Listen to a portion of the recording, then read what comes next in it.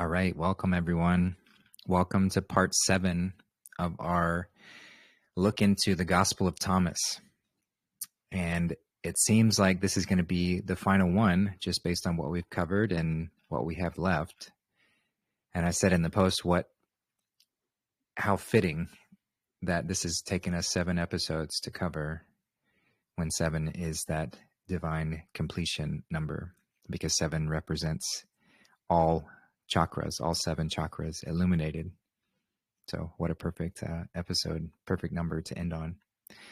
So yeah, if you are just tuning in, this is a series where we're taking a look at the Gospel of Thomas and just going over each verse and seeing what we see within it. And it's very obvious why this book was not included in the traditional Bible, because there is far too much power within it as far as what it can inspire within you, especially if you know how to read it. So yeah, so we're just going to jump right into it today. I'm grateful to be joined by Darth Phaedrus, who's been on every episode thus far, and it's just been such a wonderful experience going over this. So thanks for being here again, brother. Do you have any words for us before we jump into the reading? I'm excited to read the ending of this document. I haven't read it in many years, and I haven't reviewed it, so it's kind of fresh to me too. But the entire document has just been amazing. Every show we've done, it's just been so coherent and so relevant and meaningful and appropriate for our time. And every time that a good person is trying to stand up to evil, this document is just really fitting, both for conquering the evil within and without, for rectifying your own heart condition and your own life, and then going out into the world and dealing with that as well. It's just been a real pleasure, and I'm really excited to see how it ends, because I don't remember, because it's been so long since I read it. Yeah, thanks for that. It's as you've called it, these are marching orders for any Christic warriors. So anyone's declaring themselves to be following the Christed path, this is a great handbook, a great guide of how you need to step up and, as you said, confront evil both within ourselves and externally. So yeah, this should be great. I haven't read any of this book outside of the show. I like keeping it fresh, and so that's still consistent. So yeah, without further ado, let's just jump right into it and pick up where we left off last time. So we covered verse 99 last time, so picking up on verse 100. So they showed Ieshua, the disciples showed Ieshua a gold coin and said to him, "Caesar's agents demand that we pay taxes." He answered them, "Give to Caesar what is Caesar's, and give to God what is God's, and give to me what is mine." So I know in the canonical Gospels, he talks about this as well in a similar fashion. And yeah, my take from it is that, we don't need to be spending a lot of effort trying to, wherever we are, there's likely going to be there's going to be some form of a system, some form of Babylon that tries to do what it does. And especially in these times or in those times, the system is very strong and very powerful. So I think he's giving them just encouraging them not to try and combat the system in that form, by like abstaining from paying taxes and all of that, because as soon as you start to do that, then you have the whole weight of the monster come after you. So just don't worry about that. We have other ways to combat the system, and it will be brought down, but not through that method. So give to Caesar what is Caesar's, give to God's what is God, and give to me what is mine. So give to the Christ as the way towards our divinity. So yeah, that's simply what I see here. So I'll pass it over to you. So Just 2 verses earlier, Ieshua has said that the kingdom of the Father is like a man who wants to kill a man of power. Okay, so the whole point of the work of Christ Jesus, of Ieshua, was to overcome the Babylonian system of that time, the Roman Empire.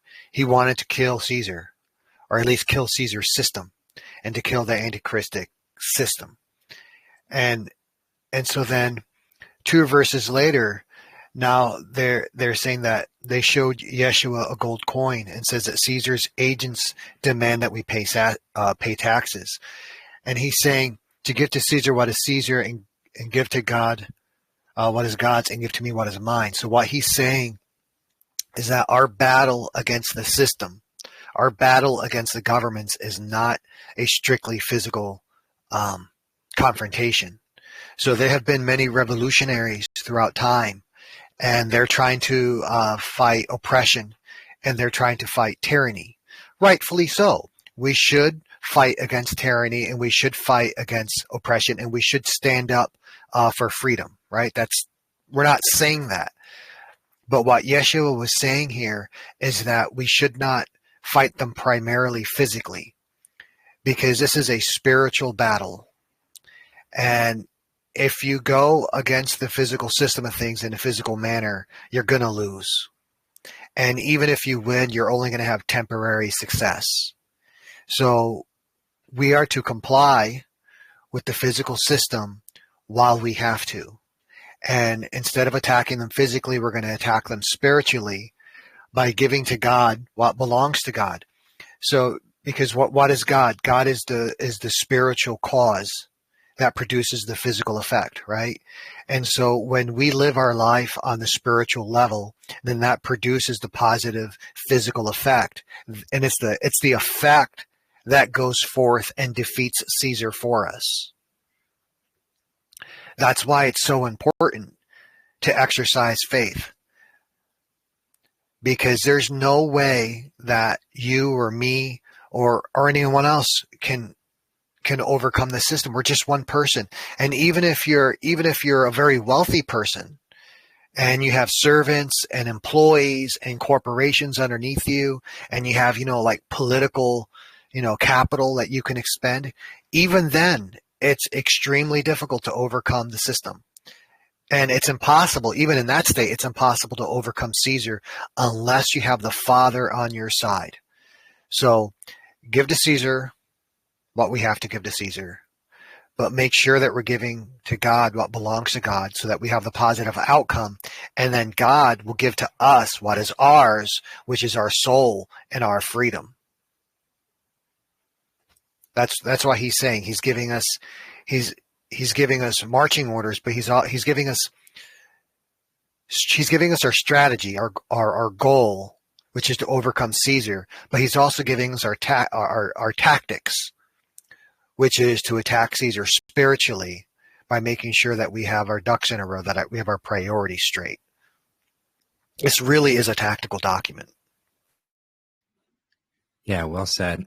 And it reminds me, there are a lot of people who go down the rabbit hole of combating the system by declaring oneself sovereign and doing all of this paperwork, signing documents in a very particular way and using the right language. And I'm not knocking that, because you can find some effectiveness in that in certain instances, especially when dealing with police officers and whatnot. However, if all time and effort is spent, because it does take an exorbitant amount of time studying and doing that kind of stuff, and if you get any of it wrong, then the weight of the system doubles, triples down on you, and you end up coming out worse than when you started. Not to mention all the time spent on doing something like that. So this to me is similar in that it's counterproductive to go at it in that way, to try and combat it directly. We have to be strategic in how we go about it. So yeah, I feel like that's what he's saying within this as well. You have a really good point in what you just said, because there's a difference in the nature of the power of Caesar versus the power of God. You see, the power of Caesar, it's fictional, it's artificial. So the judge writes an order, and nothing happens unless people believe that he is a judge, and then it has to be within the capability of other men to carry it out. See, the judge might be old and he might be decrepit. He doesn't actually have any power. He's practicing like a black sort of magic to get other people to do it.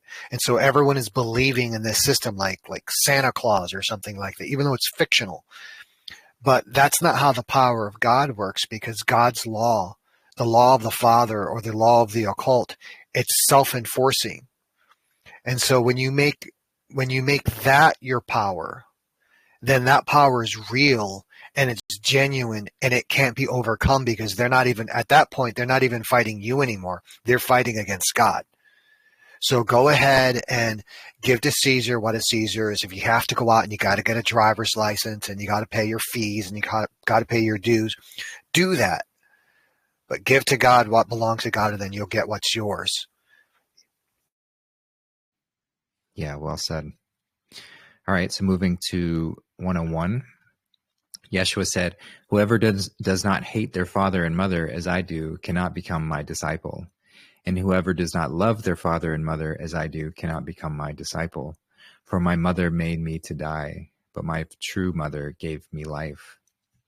So this might seem confusing with how it's phrased, but the last two lines are the key. That's how you can really read this. So whoever does not hate their father and mother as I do cannot become my disciple. And in this line, he's referring to our earthly father and mother. And hate might be a bit strong of a word. I think there could be some translation issues there, but it's just, where are we giving our power to? If we live our lives only giving our power to our earthly father and mother, and we never, leave their sense of what is and what's right, then we're not really free, and we're still bound to their mistakes, and we just end up repeating that.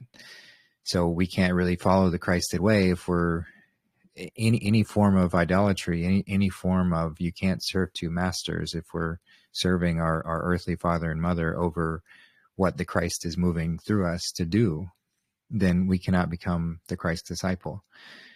But then he says, and whoever does not love their father and mother as I do cannot become my disciple. So in this line, he's referring to our heavenly father and our earthly mother. And I say earthly mother, so like earth, Mother Earth.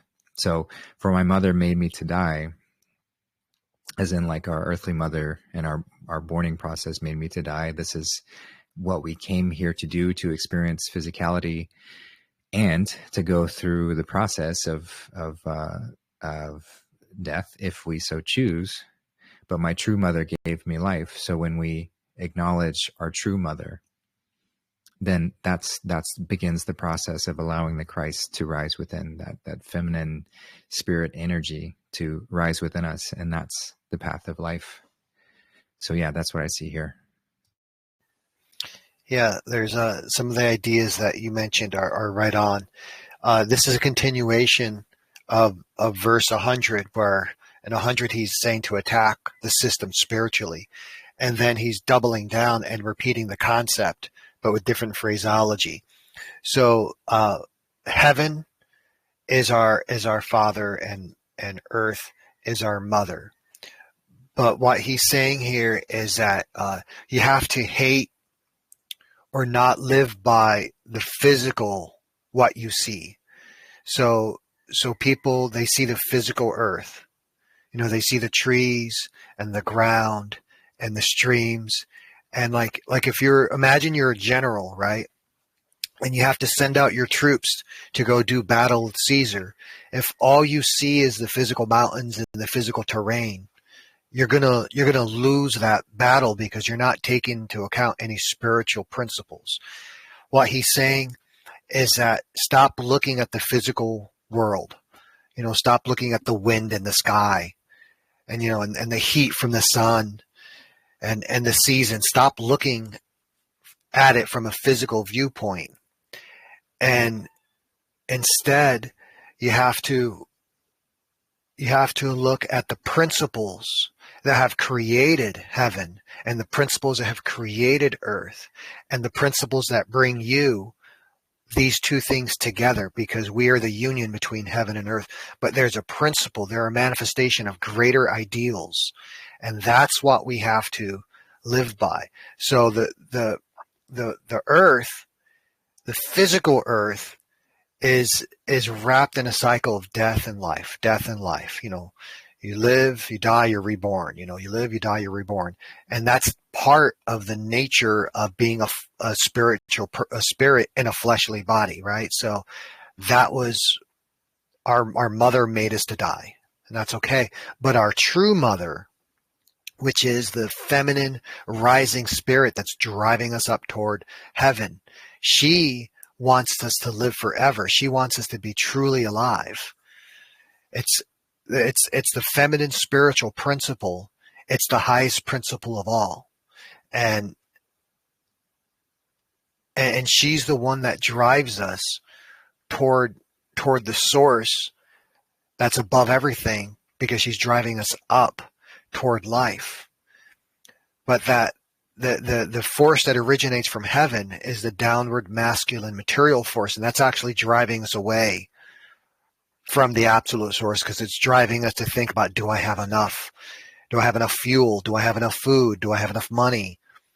Do I have enough shelter? Do I have enough provisions for my kids? And it makes you want to think about fleshly things. But the true mother, she's driving us to think about spiritual things. And so we have to follow her, not what we see with our physical eyes, because this is a repetition of all the concepts that Jesus Christ, or Ieshua, was saying earlier, saying, do you have real eyes? Do you have real ears? Do you have a real mouth to speak real words? This isn't having to do about like with your fleshly relations.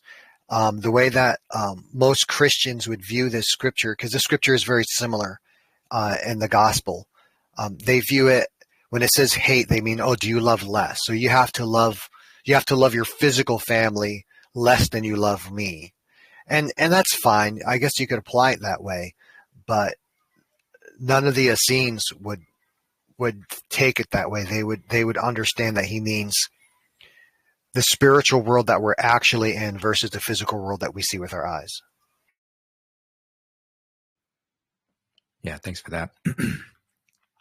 So moving on to verse 102. Ieshua said, "Wretched are the Pharisees. They are like the dog lying in the cow's manger. He cannot eat and will not let the cows eat." So this is also similar to what he said in Matthew, where he called the Pharisees hypocrites, for not only do they guard the kingdom of heaven, not only do they not enter the kingdom of heaven, but they guard the gates, essentially. So this is similar. They are like the dog lying in the cow's manger.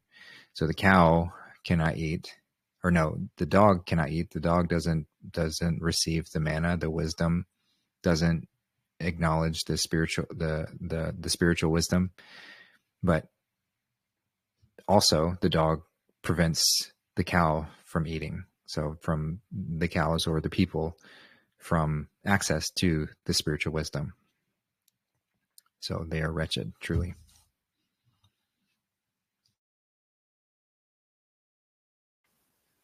Exactly. Yep.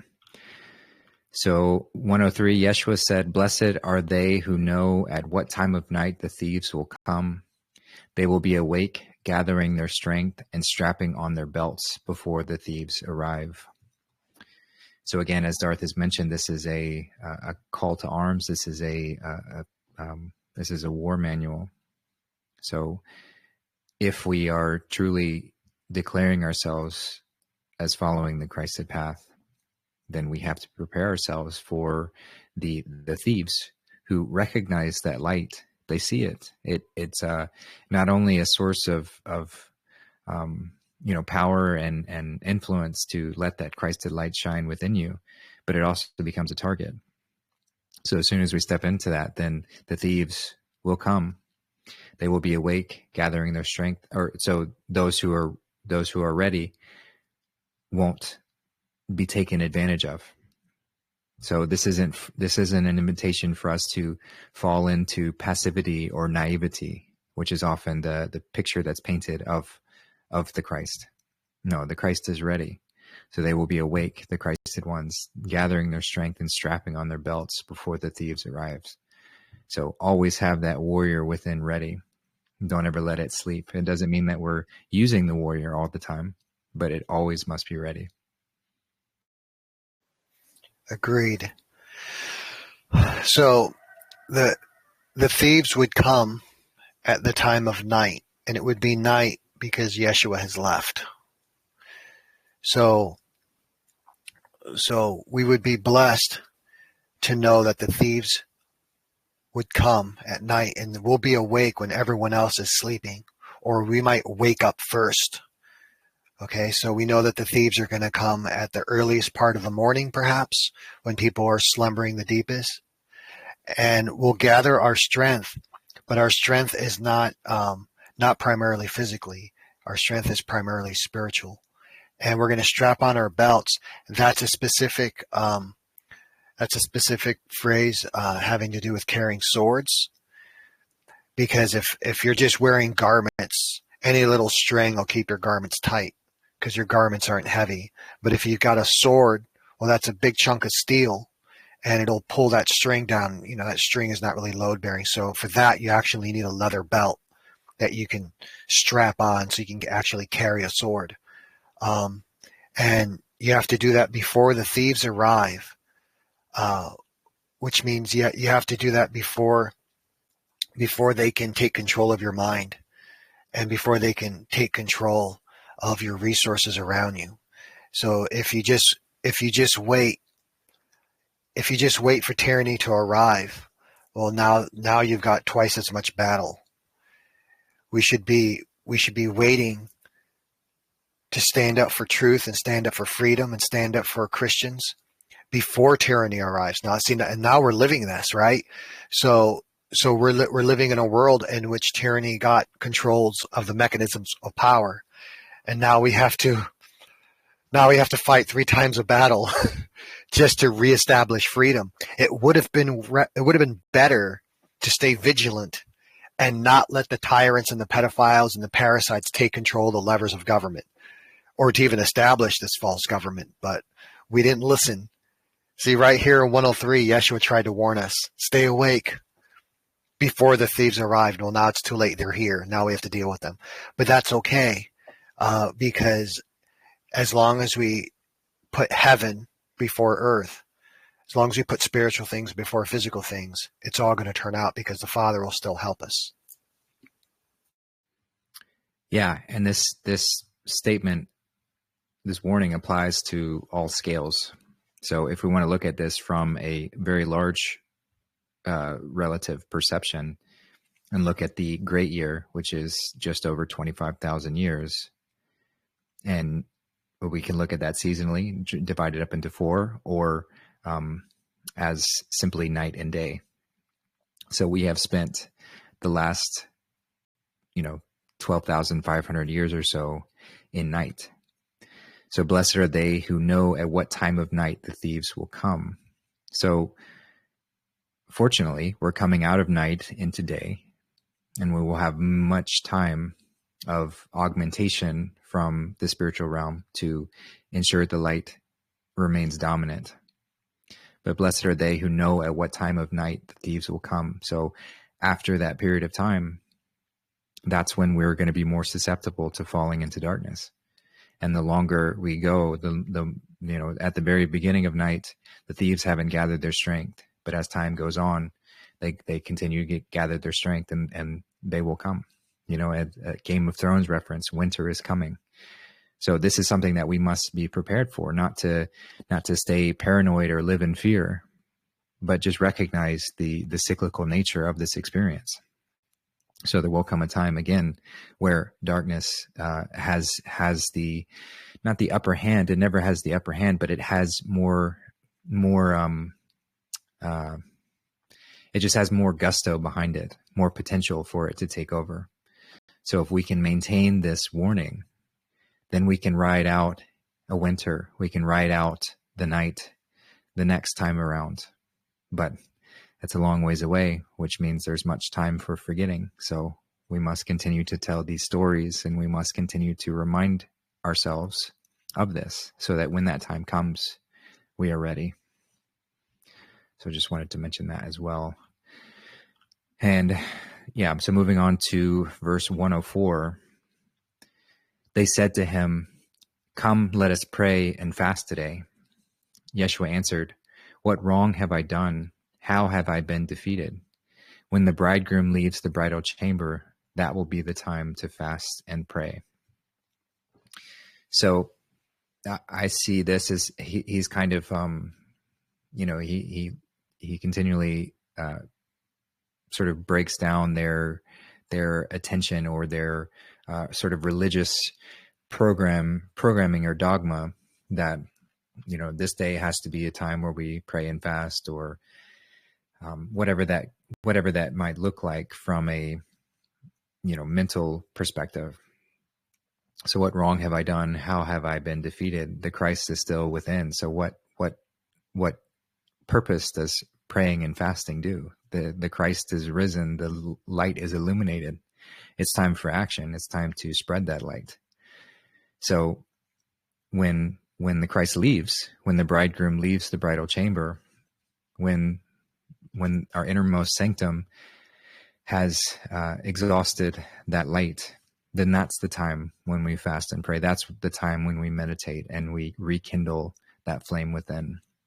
But we don't need to just be doing this on a cyclical nature just because that's the way others did it. It becomes a intuitive process of recognizing where the Christ is within us, and what season am I in? Is this a time where I need to step aside and fast and pray, or is this a time where the Christ is active and action is called for?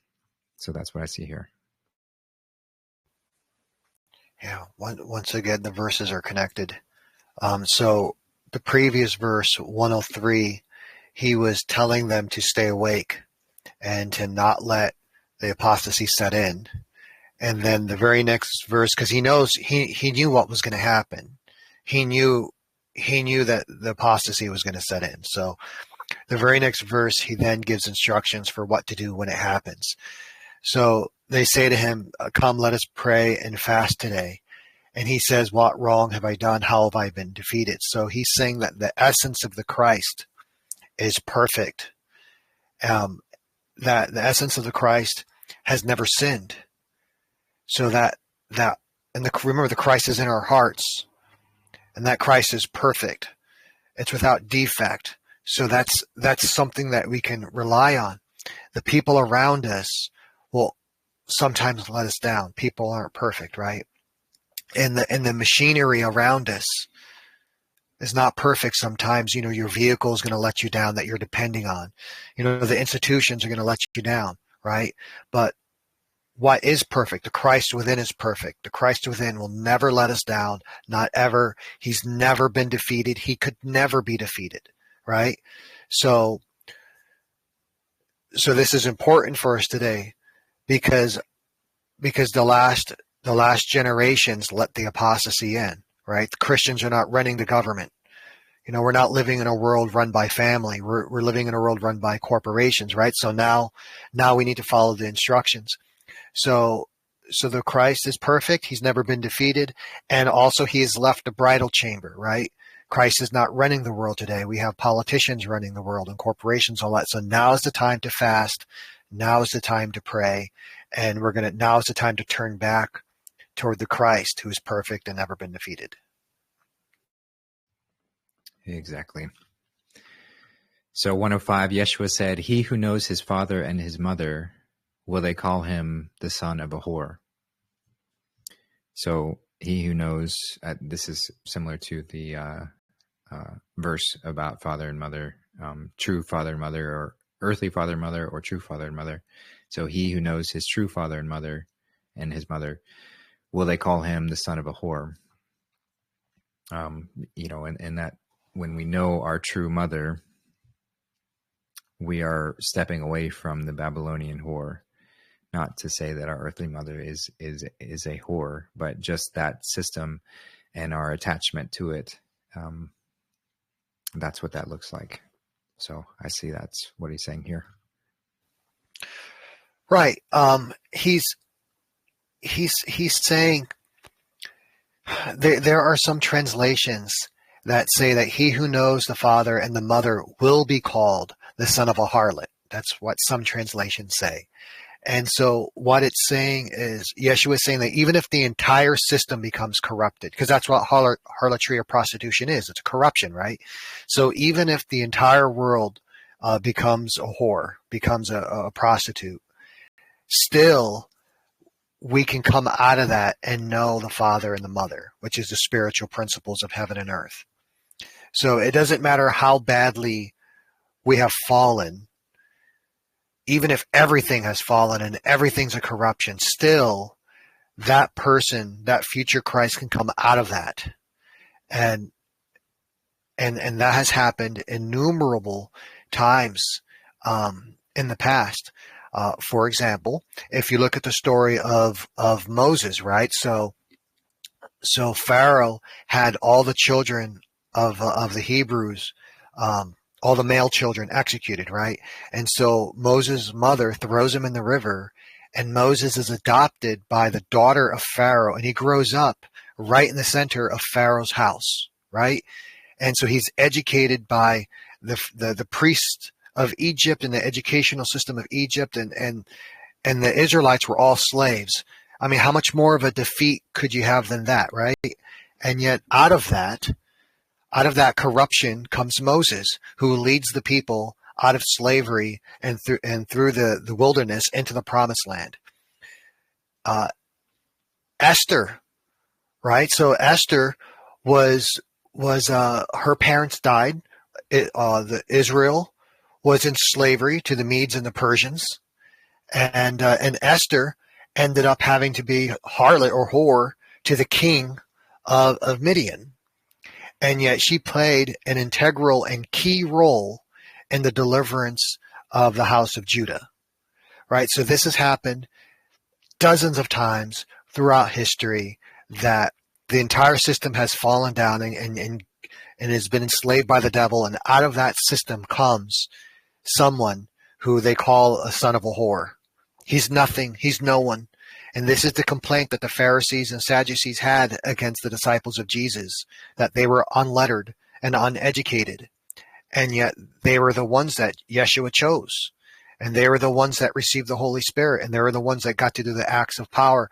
And they ultimately were the ones that overthrew the Roman Empire through following the teachings of Jesus Christ and waging a spiritual war, because the Christians didn't have the physical resources to overcome the legions of Rome. That's ridiculous. And still Rome fell. So Ieshua is saying, he who knows his father and his mother, will they call him the son of a whore? Maybe they will. It doesn't matter how badly we fall. We can still get back up as long as we take the time to fast and pray and return to the Christ who is perfect and never been defeated. That makes sense. Thank you for that. So 106, Ieshua said, when you make the two into one, you will be a son of man. And when you say mountain, move, it will move. So when you bring the right and left hemispheres together, when you bring the head and the heart together, when you merge the masculine and feminine together within you, you will be a son of man, in that you will be a Christed one. And as that, when you say mountain, move, it will move. There is nothing that we cannot do, because you are essentially activating your creator energy within you. You're becoming one with the Creator. So there is nothing within creation that will not respond to you as that. That is the path of the Christ, to return to that remembrance. You know. So yeah, that's what I see here. That's accurate. So when you make the two into one, so you're taking all the forces of heaven and all the forces of earth, and you're taking the flesh and the spirit and you're making them into one thing, then you'll become a son of man. And that's capitalized. The son is capitalized and the man is capitalized, which means it's a title. And Jesus Christ was referred to as the Son of Man. So Ieshua is saying that when you make the two into one, you too will also become like me. You will become a Christ. You will become God on earth. And then when you say mountain move, and the mountain is the religious and political establishment. So, because back then they didn't really make that division between politics and religion. It was just one thing. So he's saying when you say to the mountain move, he's talking about any political or religious establishment. He's talking about Babylon. He's talking about Sodom and Gomorrah. He's talking about Egypt. He's talking about Jerusalem. He's talking about Rome. And nowadays, okay, so now today we would be talking about the Anglo-Saxon, the American British ruler of the system, right? Admiralty British law. That's what we would call the mountain today. And if you say move away, it'll just have to go away from you. And that this is probably one of the most dangerous verses in this whole document, because the system is not afraid of Christians. The system will kill Christians by the tens of millions all in one shot. And I mean, if you just read history, the Cathars, the Christians in Russia, the Christians in China, right now Christians Gaza, those are Christians. A lot of those are Christians being murdered, right? So they're not afraid of Christians, but why they keep killing them then? Because they're afraid that one of those Christians is going to figure this out. One of those Christians is going to become Christ, and then they're in trouble. Okay, so what's a Christian? A Christian is something like Christ, right? So if you got a bill that's got to be paid, would you like the bill to be paid in gold, or just something that's like gold? Do you want actual real money, or just something that's like money? No, you want the reality, because the reality has the actual value, has the actual power. And so Christ, if we just go back and just starting at like 103, right? Ieshua is saying, stay awake, right? Stay awake, because you know the thieves are coming. Make sure you got your sword belt on, right? Because these thieves are going to arrive, right? And then he knows it's going to happen, right? So then he says, well, after the bridegroom leaves the bridal chamber, so after you don't have any Christ walking around on earth, that's the time to fast and pray, right? And then he's saying that that even if the entire system becomes a whore, still someone can learn these principles about the father and the mother. And then if he makes them two into one, they become a son of man, right? So look at the world today. The entire world became a corruption. Every system, the doctors were making you sick. The educators were making you dumb. The politicians weren't serving the people. The military was starting wars, right? Every system became a whore. And still out of that is going to come someone, and he's going to make the two into one. He's going to become a son of man, and then he's going to say to the mountain, get away from me, and it's going to have no choice. It's going to move. This is a prophecy.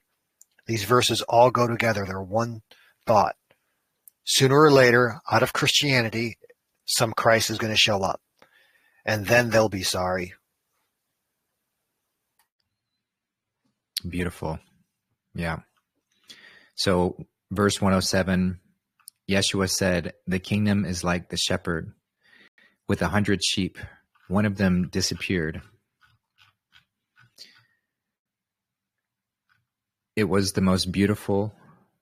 The shepherd left the other 99 sheep and looked only for that one until he found it. After his great effort, he said to the lamb, I love you more than the other 99. So this is similar to the allegory told in the canonical Gospels. However, it's a little different, especially the significance of I love you more than the other 99. So this sheep that goes wandering off. It's kind of like the prodigal son who leaves the status quo, leaves the system, and goes out wandering. And while the wandering path can be quite dangerous, it is also necessary for that prodigal son or prodigal daughter to go through that process in order to step in as a sovereign, in order to say, okay, I did that. I experienced whatever temptations I was whatever I fell into. I experienced whatever version of the story of the fall, so that I could rise again, so that I could hit whatever rock bottom I need to. So the shepherd is God saying that, no matter what, he will find us, or the Christ. You could look at it from either perspective. And then they said to us, God says to us, or the Christ says to it, I love you more than the other 99, in that we have begun the process of stepping in to that fullest and highest essence. So that's what I get out of this one.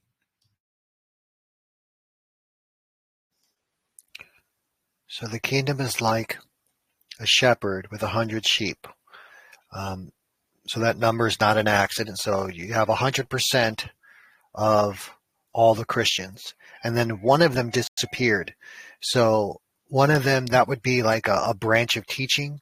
So you have, because back in the day, right after Christ left, there was a bunch of Christian groups, and they all believed not exactly the same thing, but they didn't reject each other. So it's not like today where you have all these versions of Christianity, and the Catholics don't accept the Mormons, and the Mormons don't accept the I don't know, Jehovah's Witness or whatever, right? So you have all these groups of Christianity that are against each other. But back in the day, even though they all believed something different, they still all accepted each other and recognized that they were all under the umbrella of Christ, right? So what he's saying here is you have the entire group of Christianity, all those that would be trying to follow his teachings. However, one of them, that's one group of teaching, they're going to leave, right? They're going to become apostate, but they're the most beautiful. Why are they the most beautiful? Because they're the biggest, right? So the largest group of Christians are going to go astray. And so the vast majority of Christians today aren't actually following Christ. There's still a small group of Christians, but they're just a minority, right? And so Christ is now looking for that one. And after great effort, he's going to find them, and he's going to say, I love you more than the other 99. And why is he saying this? Because now the entire body of Christ is united again under the umbrella of Christianity. So what this is saying, this is a continuation. I keep saying that because this makes so much sense. So the apostasy comes in, everything's corrupted, everyone's under that whore, Babylon whore, and then somebody figures it out. They become the Son of Man. They say the mountain move, and then they take all of Christianity and they bring them all back under the umbrella of Christ. So no longer will we have a bunch of Christians, we'll have a bunch of Christs. But it all starts with the first guy that figures it out. That's what it says. Yeah, thanks for that. So 108, Ieshua said, whoever drinks from my mouth will become like me, and I will become them, and what was hidden from them will be revealed. So whoever lets the Christ within rise, drinks from my mouth, the chrism oil being that substance that raises within us, the sacred fluid that rises up our spine, the 33 vertebrae up our spine. So whoever drinks from my mouth, allowing that Christic essence to rise all the way up, reaching to our mouth or our head, will become like me, and I will become them. So we become the Christ, and what was hidden from them will be revealed, the revelation. So yeah, that's what I see here. Yeah, see, when we choose the Christ, we become the Christ. Because when we drink from his mouth, we're listening to his words. and it's the words that create. And so Christ is creating himself through the words and through the hidden meaning of the words. And so when we drink in the words of the Christ, then the Christ is created inside of us and we become like the Christ, and the Christ becomes us. See, there's our persona, right? So our persona may identify us as, we might be of European descent, or maybe we're Native American or Black or Chinese or whatever. That's our persona, right? But our persona doesn't believe that it's the Christ. It identifies with the time it was born and the age and all of that, right? But when we start to drink in the Christ, then it starts to transform our persona. And then our persona becomes a match for the Christ. And then instead of being in disagreement, now you're in agreement. And then they become the same thing. See, it's everyone's like the Ieshua, right? Or Ieshua Christ or Jesus Christ. It's the Christ part that's important. So you could have a Justin Christ or Elizabeth Christ or Joanna Christ or Cheryl Christ or Roseanne Christ or Nancy Christ or Lila Bird Christ, right? It's a state of being where you're in agreement with the heaven. You're in agreement with heaven. You're in agreement with earth. You're in agreement with the essence, that divine words that come from within the heart. And then we're all in agreement with each other. And then when we say to get, to the mountain, move, get away from me, then it has to obey, because that's the power of the Christ coming out of our mouth, out of our words. So when the children choose the Father, then they become the Father. When we choose the Christ, we become Christ. And then we're no longer Christians or something like Christ. We actually are. And then you can, turn water into wine and walk on water and heal the sick and raise the dead and overcome Rome and do all of that. And it's what the prophecy says is going to happen. That first one guy does it, and then everyone else does it. And then Christianity is no longer separated. There's just one Christianity, one group of people, all drinking from the words of Christ instead of from the words of other people. It's got to happen sooner or later. Yeah, very well said. Thank you. So verse 109, Ieshua said, "The kingdom is like the man who had hidden treasure in his field. He did not know it was there. When he died, he left the field to his son, who knew nothing, and sold the field. The buyer came to plow the field and found the treasure while working. He began to lend money with interest to all who wanted it." So this is what happens when we neglect this treasure, which is the Christic message. When we let the Christ within us die, then we die. And if we don't teach our children, if we don't teach the generations that come, then they don't even know where the Christ is. They don't see it. They forget about it, or don't even know about it. And then that gets sold. This earth, as the field, gets sold to a buyer, part of the cabal, because we've fallen into darkness. And the cabal finds the treasure, or this remnants of the Christic way, but they lend it with interest, as in they create a religion to take bits and pieces of the truth, but charge people for it and beat people over the head with it, and don't teach the whole amount of it. Use it to control, use it for power. So this is a warning to don't be like the man to hide the treasure in his field. We don't need to hide it. This is something to show and to share and to live by. And then we don't die, and then this doesn't happen. So yeah, that's what I see here.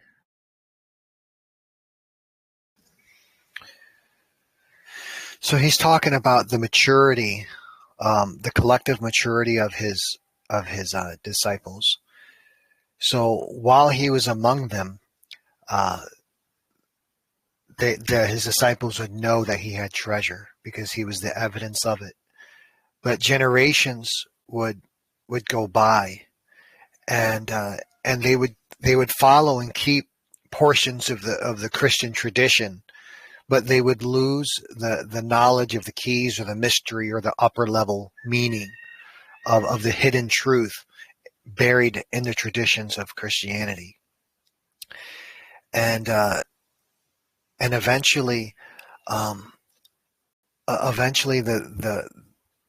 later generations of Christianity, they would sell it, which means that they would let go of the knowledge of Christianity. They wouldn't even follow their traditions of Christianity anymore. They would just let it all go because they don't know that there's treasure in it, right? But eventually, someone would come along, and they would start working the mysteries of Christianity. They would start following the traditions of Christianity, and they would discover the hidden meaning of it. So this is a reference to the person up above, that they come out of the horror system, and then they discover, oh, wait a sec, there's meaning in all of these traditions. There's actual real gold in these traditions. And so now he takes the two and he makes them one. And now he has money. See, because normally think about it. If you buy instead of a field, let's say you're buying a house, right? So you have, you got 50 grand or 150 grand and you're going to buy a house, right? Well, now you have the house and you don't have the money, right? But this buyer, he buys the field, so he's working it, and discovers a treasure, and now he has the field and the treasure. So he has both. So someone would come into Christianity and they would discover the treasure in it, and they would have both the tradition and the hidden meaning of it. And then now they can lend out that value to all those that would take interest in it, and it would be at interest, which means that he's also going to benefit from it. So now we're learning these principles of spirituality from this document, right? That, oh, we have to live spiritually instead of living physically. Oh, the Christ is in our hearts. He's not out there. Oh, we can become the Christ and not always be sinful Christians, right? So now we're learning all of this treasure, and now we can lend it out, but it's going to be at interest because we're going to benefit from it, because everyone that applies it is going to make the world a better place. And then we're no longer by ourselves working the field trying to make it a better place. Interesting. Okay. That makes sense as well. So he's lending money with interest is not looked at from a negative perspective, but just as a way of bringing wealth back in from following and sharing the Christic way. Interesting. All right. And then verse 110, Ieshua said, "Whoever has found the world and become wealthy, may they renounce the world." So this is similar to a previous verse that we went over about, whoever has found the world finds the body and then denies or abstains from the world or separates from it. We're of the world, or from the world. We're in the world, but not of the world. So whoever's found the world and become wealthy, may they renounce the world. So this process, it doesn't, a lot of misconceptions in the religions is that we have to, abstain from money whatsoever, abstain from wealth, physical wealth whatsoever. So people will sign, make vows of poverty and live their lives that way. But that's not what we need to do. We don't need to stay away from money or wealth. But here it's saying, whoever has found the world and become wealthy, may they renounce the world. So don't let that wealth cause you to become addicted to the world. I've talked about the Matrix allegory. When Neo or Trinity go into the Matrix, they have a specific mission that they're going on, but they know it's all bullshit. They know it's the Matrix. So there can be value that we get from it, from interacting with it, but they still renounce the world. They still know that it's not reality.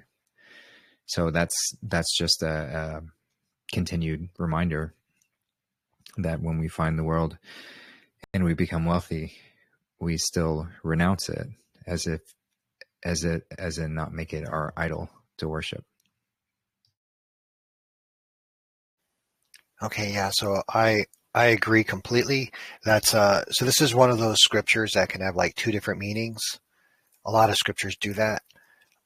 So that's one of the meanings, and it's a perfectly valid and accurate meaning. It can't really be refuted at all.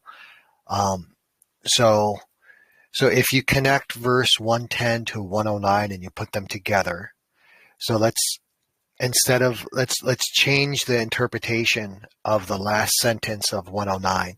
So before we were saying he began to lend money with interest to all who wanted it. So he's getting a return on his investment. He's preaching the words that the true meaning of Christianity, the secret meaning, the higher meaning, and now it's right. He's getting interest out of it. However, we could say it as a negative, right? So he's discovered the secret meanings of Christianity, and now he's choosing to profit off of it materially, right? So Ieshua said, "Whoever has found the world," so they find the world would be the lower level meaning of Christianity. He finds the tradition, right?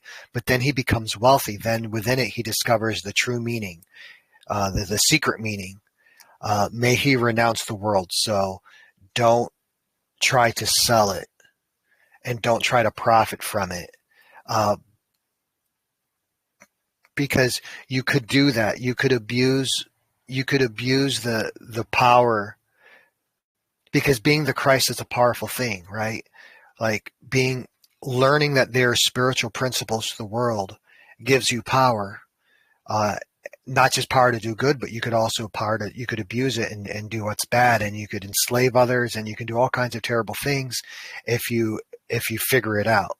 So Ieshua is saying, so this verse where it says, "Whoever's found the world and become wealthy, may they renounce it." It could be a repudiation of that man that tries to lend it out at interest and profit and make money off of it. Because learning the principles can also make people want to follow you. And it can make you appear to be an attractive leader and get money out of people and that sort of thing. But Christ is saying to renounce that. That's one of the possible interpretations of this verse. Yeah, I like that. It's always a risk when we start following this path that there are going to be those who place us on a pedestal. There are going to be those who look to us for guidance, but in a sort of attached, kind of dependent kind of way.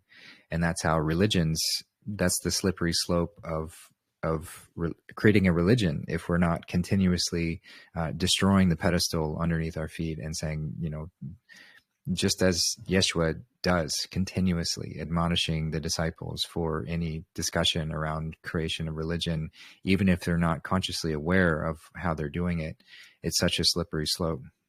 So it is something that we have to be continuously conscious of. We're not here to be looked to as a guru or a savior, where we can be examples to give people inspiration, but we cannot do it for anybody else.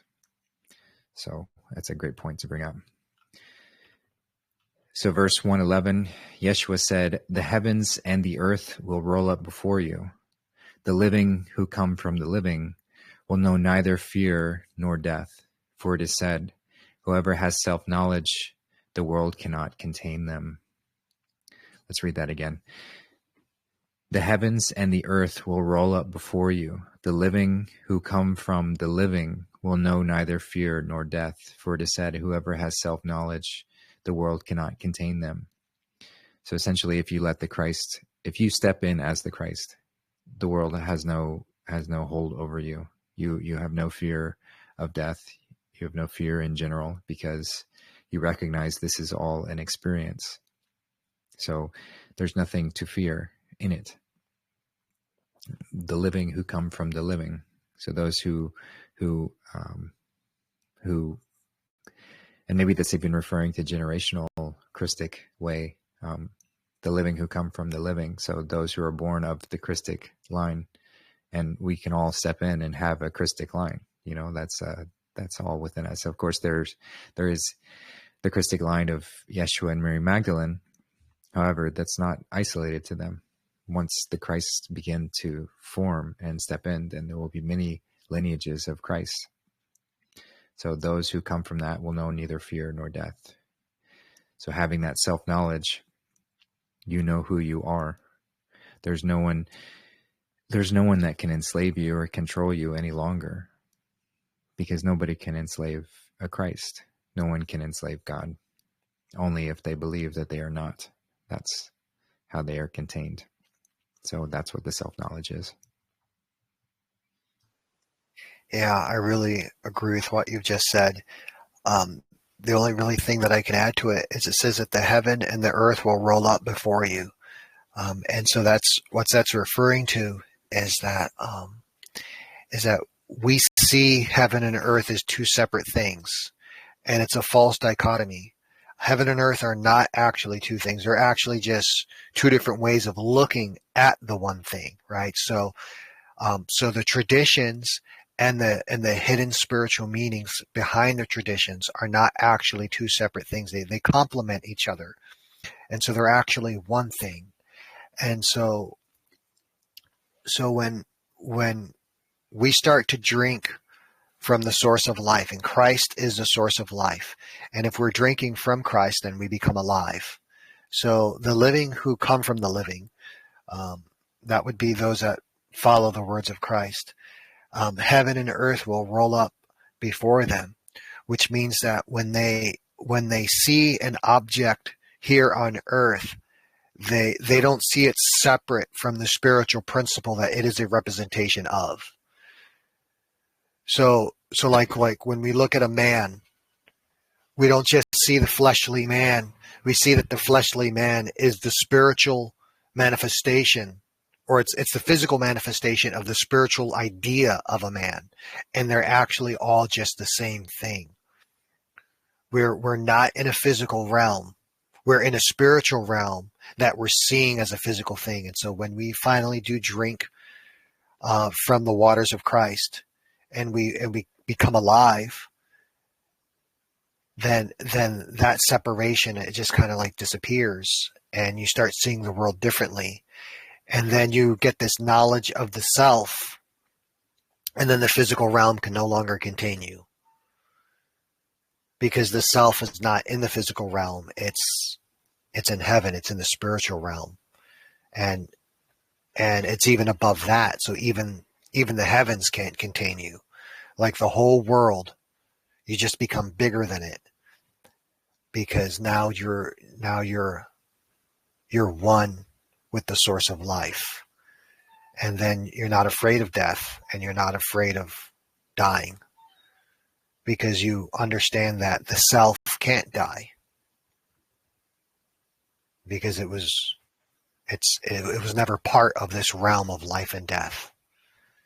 And then the world, not only can the physical construct not contain you anymore, but the artificial world, which is that Babylon whore system, it can't contain you either. And now it becomes subject to you.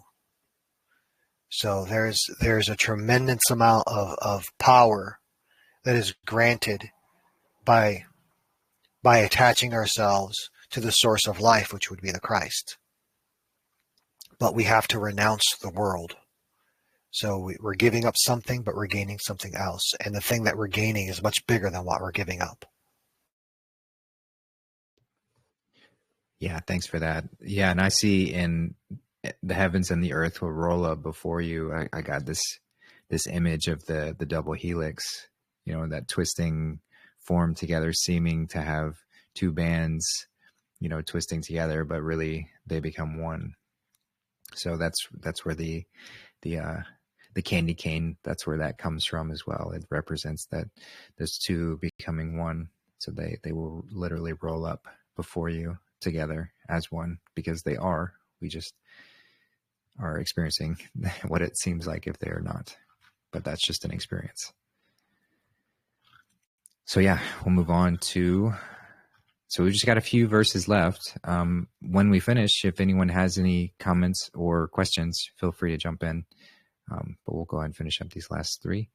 So Ieshua said, "Wretched is the flesh that depends on the soul. Wretched is the soul that depends on the flesh." So if there's this reminds me of like what I've spoken before of how the tree is such a perfect representation of this experience and what we are to really embody. So wretched is the flesh that depends on the soul, or the soul that depends on the flesh. If we are reaching for the heavens and we are not growing our roots deep, then we are apt to topple over. So that's the soul is reaching for the heavens, but then we become sort of dependent on the flesh, and it can't contain us because we have not worked on that layer of ourself. So, and wretched is the opposite, as in the roots growing deep, but we forget to reach high, and so we're just so consumed with the earthly physicality, and we have no consideration to that which is spirit, both of which are imbalanced. So balance is key.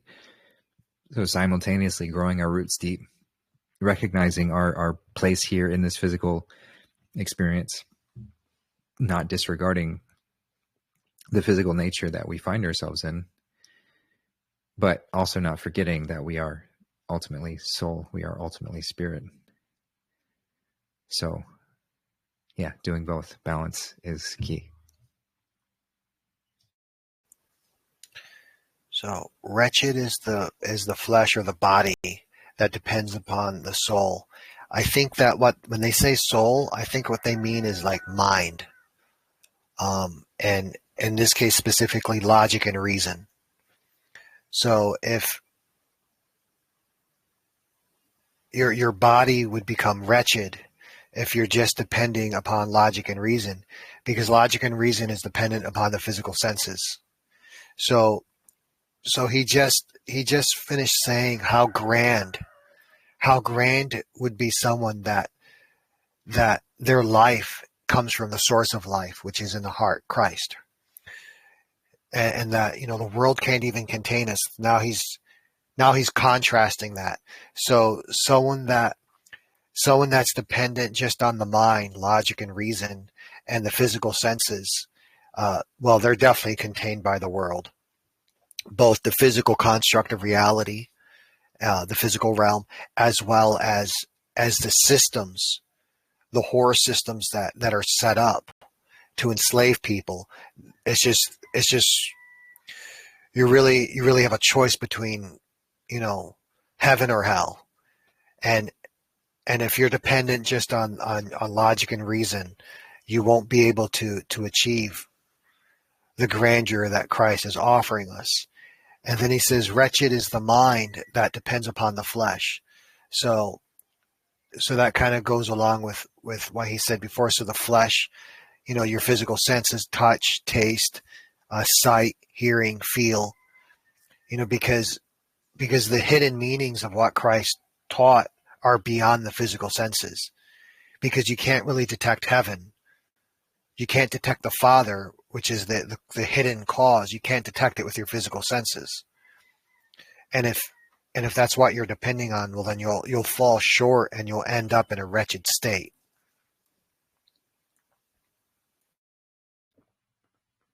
Yeah, I like that. Thank you. So verse 113, the disciples asked him, "When will the kingdom come?" They're always asking these questions that he's answered already. Ieshua answered, "It will not come by watching for it. No one will be saying, 'Look, here it is,' or 'Look, there it is.' The kingdom of the Father is spread out over the whole earth, and people do not see it." So he's repeating himself from an earlier verse, but they're still focused on this, like we need to see physical evidence of the kingdom of heaven. When is it going to come? But yeah, you can't take heaven by force. So this isn't something that we think our way into or do that. It has to be something that we allow ourselves to step into it, to be it. So no one will be saying, look, here it is, or look, there it is. The kingdom of the Father is spread out over the whole earth and people do not see it. So it's already here. We just have to resonate at the frequency to see it, to be in it. It's already here. It's not some far off distant place or some far off future state, as religion would like to portray or show. It's right here. It's right now. We just have to become worthy to step into it. And it's not that we need to take on this idea that we are unworthy, but there is a recognition that we have fallen out of our natural normal state. We've fallen into a lower state of being. So we just have to remember who we are. And as I like to say, we're angels who forgot how to fly.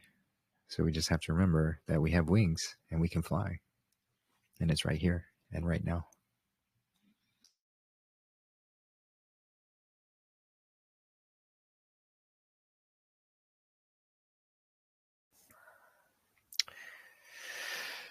So they're asking, when will the kingdom come? And he says it will not come by watching for it. So it cannot just be given. And this is the problem with physical institutions and physical religions, is that you just can't be in a religion and then expect to receive Christ. You have to go out. It's a personal thing. You yourself have to actually pursue becoming one with that Christ and becoming Christ. You can't create a system that's going to just do it. And so you just sit there and watching with your hand out, waiting to receive it. And so people are going to say, look, here it is, or there it is, this religion or that religion or this institution. And it doesn't work that way. You have to get up off your feet and you have to pursue the Christ yourself.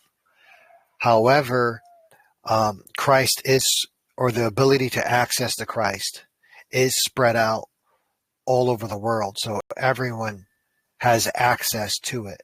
No matter what system you're grow up in, no matter what religion, no matter what culture or time period, the Christ is there, provided that you're not waiting. You have to actually implement it yourself. But people don't see it because they're depending upon the flesh. And Christ is not something that you can see with your eyes, at least until someone becomes the Christ, and then you'll see that person. But even the fact that they are the Christ, their own family might not recognize it, right? Because they're still just seeing the physical appearance. So this thing that is called Christ, it's not a physical thing that can be seen. And the access to it is not a physical thing that can be seen. You're not going to find the Christ molecule on the periodic table.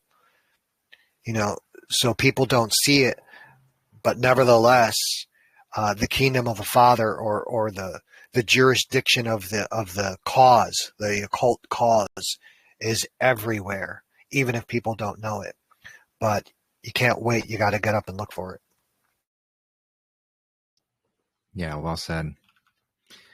So last verse 114, Simon Peter said to him, Mary should leave us, for women are not worthy of the life. Ieshua answered, this is how I will guide her so that she becomes man.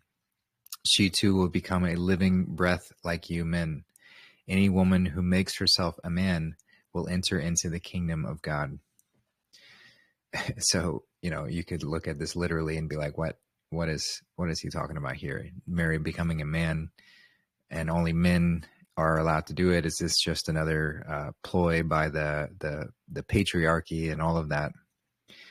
But we have to look at this, and of course translation issues as well. But man is capitalized, so this is a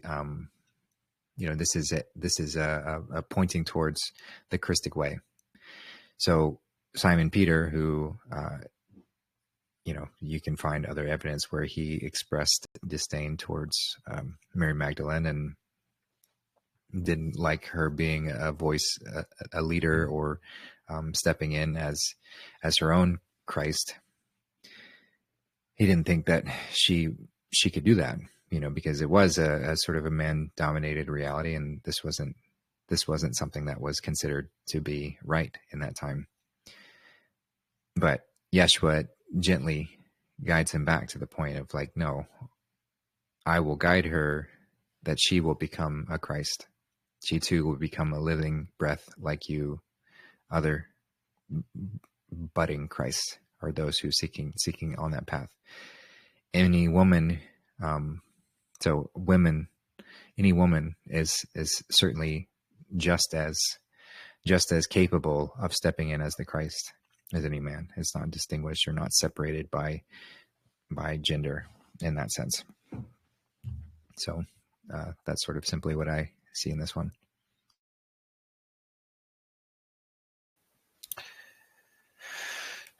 So the culture at that time viewed men as the highest manifestation of God, and they viewed men as being over women and dominion of women. And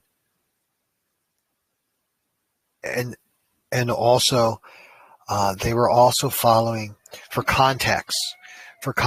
Yeah, so you have the story of the Garden of Eden, right, where Adam listened to the voice of a woman, and then all of mankind was enslaved through that choice into death and sin.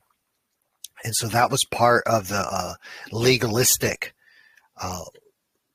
Jewish religion of that time, where through one man, death entered into the world, and all men died because they had all sinned, and everyone was born. So when someone was born into the world, they came through a woman, and through the woman, sin also passed through into the world. So Simon Peter was saying this because the culture at that time and the Jewish religion at that time really had a terrible opinion of women. And that's why he was saying that she wasn't worthy of life.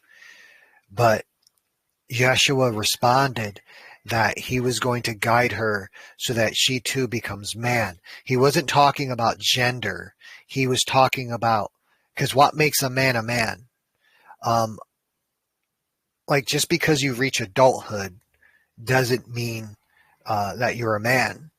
You could be an adult male and still not be a man, because a man is a spiritual thing. You have to have a real man the reason why a real man is the apex of any physical manifestation here on earth is because a real man can see heaven.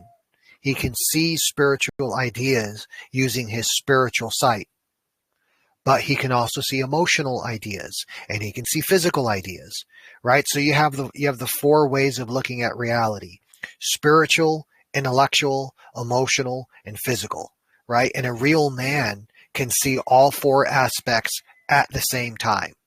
And he understands the proper order of how to see things. And so most people out there they're not a real man, because they're out of whack, right? They may not see the spiritual, right? Or they might not be able to understand intellectual concepts, or maybe they're overly emotional, or maybe they're just physical, right? They're just running around and they're a slave to their body and the instincts of the body, right? So that they haven't become man, right? So, because just a few verses before, he was talking about becoming the Son of Man, right? So 106, when you make the two into one, you will be a son of man, right? So a son of man, that's a reference to like the perfect Adam before he sinned, or Christ, who had never sinned, who was perfect. 106. Right, there you go. Ieshua said, when you make the two into one, you will be a son of man. So that is the man, that title. That's what Peter was talking about. He's saying, listen, she's just emotional because she's a woman. And so she'll never achieve being a son of man. And Christ is like, no, she is also worthy of becoming a son of man, like a human, like perfect, like becoming Christed. That's why he's saying, and that once she becomes Christed, then she will also become alive, because she's now one with the source of life, which is the Christ within. And any woman who makes herself a son of man, perfect, can also enter into the kingdom of God. And the kingdom of God is heaven on earth, right? And when you're outside the kingdom of God, you're now hell on earth. And things are getting worse for you instead of getting better. Instead of living in prosperity, you're living in poverty. Instead of living in faith, you're living in fear. So there's this jurisdiction of Ieshua. There's this jurisdiction of Christ. And women are not excluded from it. And I just really think it's really fitting that this is the last verse of this document, because that this world likes to confine us and limit us as to what we're supposed to be, and it degrades men and it degrades women, and has been so abused. The system has just been so abusive. But here, Simon Peter, once again, get behind me, Satan. Once again, he opens his mouth and he speaks impulsively, but Ieshua is like, no. So even a woman can become a son of man, or even a woman can become one with the Christ, and you can have a lady Christ as well. And so no one is excluded. And this also really fits what's in verse 113, where it says the kingdom of the Father is spread out over the whole earth. So there's no one that's excluded from being one with the Christ. He's including everyone. And even if, so you can become one with the Christ if you're a man. You can become one with the Christ if you're a woman.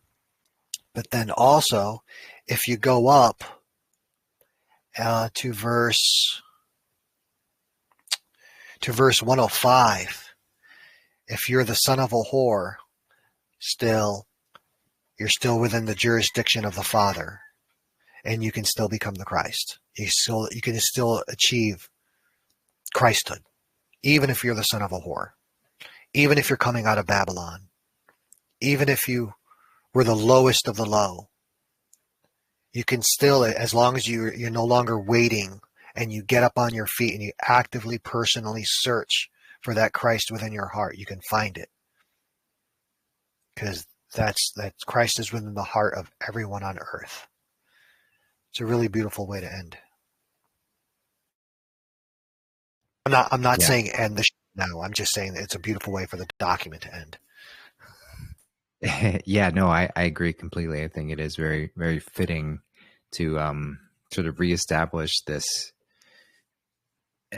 because of the way that the traditional Bible is laid out. It is leading to that sort of exclusivity of men being the dominant and men being those who can much either more easily or only able to attain that state. And of course, the interpretations of it lead people away from even anyone being able to do it, but it certainly is very lopsided in that. So this is helping to restore some balance to it. And yeah, so I agree. This is a great way to end the document for sure. So yeah, is there anyone who has any questions or comments or anything that stood out to you from any of the verses that we've read in the whole text? This will be the last episode that we go over this one. Of course, we can always discuss it in other shows and things, but yeah, just wanted to give an opportunity if anyone has anything.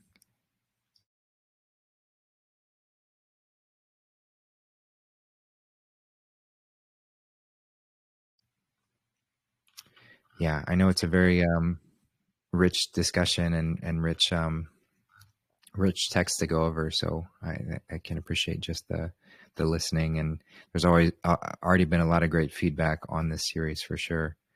And I mean, it wouldn't matter if there wasn't great feedback. I've gotten so much value out of this. It's been such a joy, such an honor really to do this. So thanks again, Darth, for all your words within this. This wouldn't have been the same without you. So I just so deeply appreciate you being here for this. Thank you. That's very kind of you to say. I've really enjoyed going over this material again. It had been years since I have read this document. It was another translation that I read, so getting a different translation was really interesting. And it all just kind of came back and resonated again. And I had forgotten how much I love this book and this document and how relevant it is. Relevant to our time. And I think that, from time to time, I probably have to go back and read it again just to refresh it. Yes, but thank you for letting me be part of this process. Absolutely. Yeah, I'm grateful that we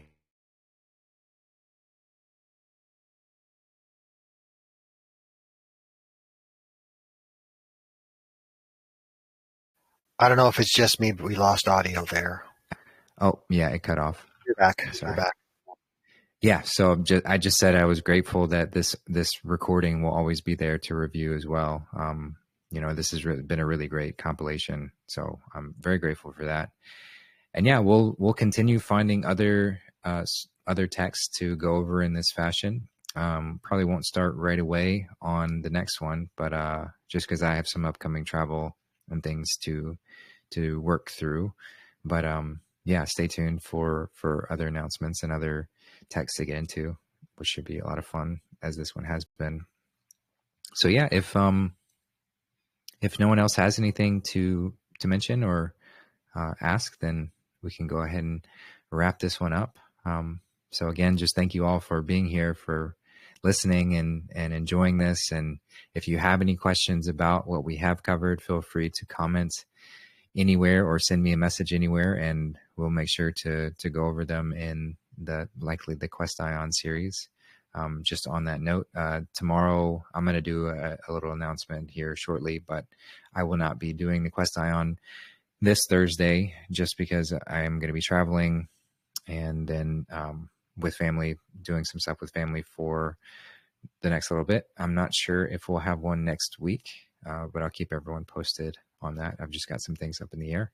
So yeah, same with the watch party as well. We won't be having that. So yeah, again, just thanks everyone for being here. And I hope y'all have a wonderful rest of your day wherever you are, and send in lots of love. Take care, everybody.